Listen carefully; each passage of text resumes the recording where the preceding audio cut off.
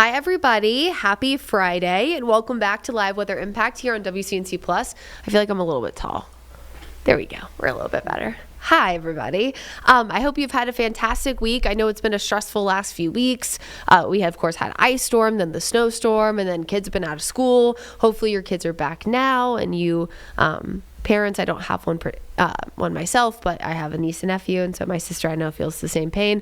Hopefully they're back in school and you have had a lovely end of the week. Jeb and myself got caught in the cold, actual cold, sniffle cold, after all these weeks. So hopefully you are not dealing with that, but I'm back. He's back.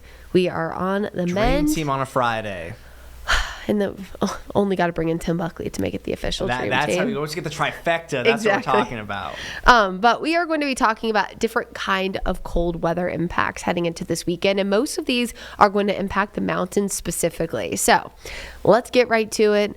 I am very distracted right now because our TV in the background has stuff on the Super Bowl. And so we'll be talking, I'm sure, about that with Tim. Oh, Jeb, you didn't have to change it, but I was just getting very excited because I just feel like this is such an exciting February for WCNC Charlotte. We got NBA Finals, we got the Super Bowl, we got the Olympics. Things are just going to be amazing. All right, let's talk about what's happening tonight. We essentially have a cold front that's rolling through the Charlotte area now, and this is bringing biggest impacts for our mountain community. So it's actually not very often that we issue, for lack of a better term, weather impact alert specifically for the mountain communities, but that is essentially what we have tonight. We already have snow. I was getting some reports from Watauga Online letting me know that it was already snowing in parts of Boone. Let me double check just to make sure there's not any more reports before we continue.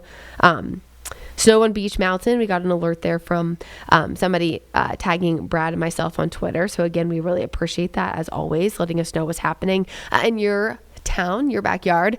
So tonight into Saturday, snow, kind of the number one, cold temperatures and high winds. And how these all kind of play together, of course, as we know when there's active snow on the ground, we start to get some of that cold radiated back into the atmosphere. It makes it colder. And with the gusty winds on top of that, the low temperatures as well as the wind chills are going to be dangerously cold. So how you can prepare: this is for Ashe, Watauga, Avery County, Alexander, as well as Greater Burke and Caldwell, is be ready for slick roadways. Try not to travel if you don't have to. And remember, with the snow and the wind, we'll have blowing snow as well. Similar to what Chief Meteorologist Brad Panovich suggested for people last weekend in the Charlotte area, where they said if you had to travel, please make sure you have, a jacket, a blanket, something in your car, so that if you had car problems and it was a struggle for someone to get to you for a longer period of time, that you had a way to stay warm.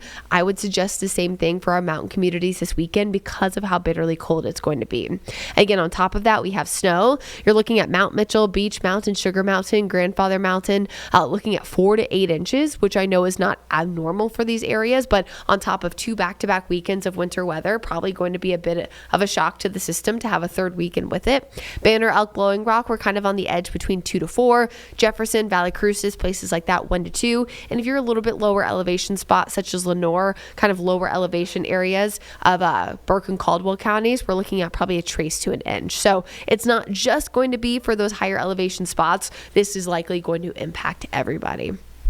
So here's the latest. It was a little bit warmer today because we had some moisture and a warm front that lifted north, but now the cold front is dominating, and that's what's going to be shoving some of this cold air into the Charlotte area and the mountains over the next 24 hours. We had some spritz there, a little bit of light rain. In fact, Julie Kay was out doing her regular news report and did have the umbrella out, so we did see some of that, which does tell me that some of this rain was reaching the ground. Earlier today, it looked like a lot of it was evaporating beforehand, so right now that would be impacting parts of Lancaster County, southern York County, Chester, as well as maybe some action on the eastern side of Anson, Chesterfield, as well as Richmond counties. But again, that's essentially the exception to the rule. This is moving out pretty quickly for the Charlotte area, and after our hit or miss shower we have now, it's a colder and windy day on Saturday, but then our coldest bottom out period is Sunday morning, and then a pretty nice, in my opinion, my humble opinion, Super Bowl Sunday. Very excited for it, not just because it's on NBC, but because my significant other is a huge Seattle Seahawks fan, so it's going to be a big day in the Van Voorhees household. I will say, very excited for Drake May that he is in the Super Bowl, but it's a go Seahawks weekend. Sorry about it for those Pats fans. Chris Mulcahy, he said we would still be friends afterward no matter what happened, so it's all good.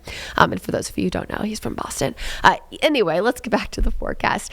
Wind gusts, folks, this afternoon, again, have already started to be around 30 to 35 miles an hour for the mountains. They're going to see their highest impacts tonight and into early tomorrow morning. So when a high wind warning is in effect for mountain communities, which is what we have this weekend, we're looking at 50 to 55 miles an hour. That's not just for our local communities, but that's all the way down to the south and west toward Black Mountain, Asheville, over toward the Waynesville area. So again, really gusty winds because of some weekend, probably trees, maybe even some weekend power lines. Because of the last two back-to-back weekends, this could be a little bit more impactful than a normal weekend. Let's say where we didn't have ice and snow in two back-to-back weekends. Up in the mountains, even tomorrow afternoon, we'll be looking at about 40 to 45. But I really think their worst is Saturday morning, and things will improve throughout the day. If you're asking about us here in Charlotte, our wind gusts are about 25 to 30. So for them, think isolated power outages. For us, it's like if you put your trash can out tonight, it could be toppled over in your neighbor's yard. But again, in the grand scheme of things, those impacts are extremely, extremely low. Your weekend forecast, again, tomorrow morning, we will be on the chillier side at 31, but 40s in the afternoon, still windy. And then again, the bottom is Sunday morning, 22, which is not nearly as cold as we have been here in the Charlotte area over the last few weeks. So 22 might feel like a party, honestly. And then mid 40s again in the afternoon. It will be a little bit still chilly, right? Our average high this time of year is in the lower 50s. So being in the lower 40s is still technically below average, but hey, it's warmer than we have been, so we'll take it. If you are going to be grilling, maybe burgers, steaks, hot dogs, whatever for the Super Bowl, you'll probably want a light jacket, but you can kind of go in and out, ebb and flow pretty quickly. Long range forecast, good news for those of us who want it to warm up. We have some warmer temperatures on the way and not a lot of rain over the next few days. So if you have a car like mine that looks disgusting from all the salt and brine and just grossness that's been falling from the sky the last few weeks, perfect weather setup to get your car washed over the next few days. It won't be too cold to where you're like almost worried that you get a car wash and you come out of the wash and it's like, oh my gosh, so cold that some of the water left is going to freeze immediately. That won't be an issue, but we are going to probably see some areas of light rain by the end of next week. But again, in the near term, you have a perfect kind of setup to get some of that mess done. For those who really want it to warm up, we're going to be looking at a high temperature, potentially close to 70 degrees by the middle of the week. So look at that.